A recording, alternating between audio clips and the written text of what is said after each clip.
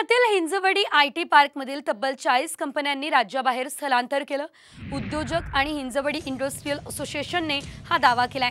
पायाभूत सुविधांच्या अभावामुळे कंपन्यांनी स्थलांतर केलं असं बोललं जातंय। दरम्यान आणखी काही कंपन्या या स्थलांतर करण्याच्या विचारात आहे अशी माहिती मिळते। कंपन्यांनी घेतलेल्या स्थलांतराच्या निर्णयाचा राज्यातील रोजगारावर परिणाम होण्याची देखील दाट शक्यता आहे। मात्र ते कसं पाहूयात। पुण्यातील आयटी कंपन्या स्थलांतरित होणार। हिंजवडीतून 40 आयटी कंपन्यांचं स्थलांतर। पायाभूत सुविधांची बांधवा, बेरोजगारी वाढणार। पुण्यातील आयटी पंढरी म्हणून ओळख असलेल्या हिंजवडीतील आयटी कंपन्या गाशा गुंडाळून स्थलांतर करण्याच्या तयारीत आहेत। त्याला कारण ठरलंय प्रशासनाची अनास्था। आयटी पार्क हिंजवडीत कार्यरत असणाऱ्या सरकारी संस्था आणि त्यामध्ये असलेल्या समन्वयाच्या अभावामुळे गेल्या 25 वर्षात पायाभूत सुविधांचं भक्कम जाळं उभं करण्यास अपयश आलंय।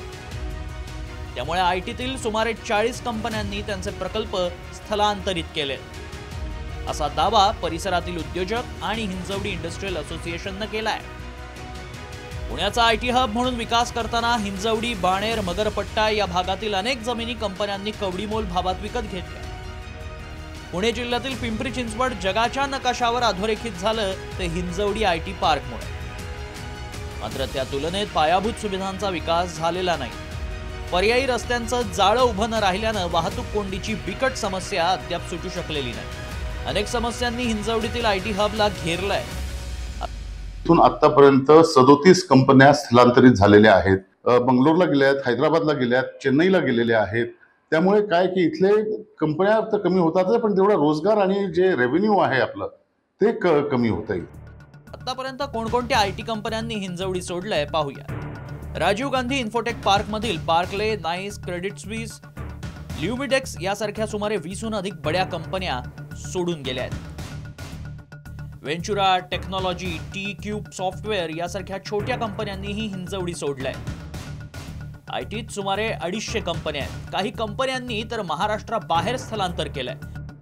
पुण्यातील बाणेर, खराडी या भागातही काही कंपन्यांचं स्थलांतर झालंय। येत्या काळात आणखी कंपन्या प्रकल्प इतरत्र हलवण्याची शक्यता आहे। दरम्यान एकीकडे आधीच महाराष्ट्रात येणारे प्रकल्प गुजरातला पळवले जात असल्याचा आरोप विरोधक सातत्यानं करत आलेत। त्यात आता पुण्याची ओळख असलेल्या आयटी हब मधील कंपन्या स्थलांतरित होत असल्यानं विरोधकांच्या हाती आयतं कोलीत लागलंय।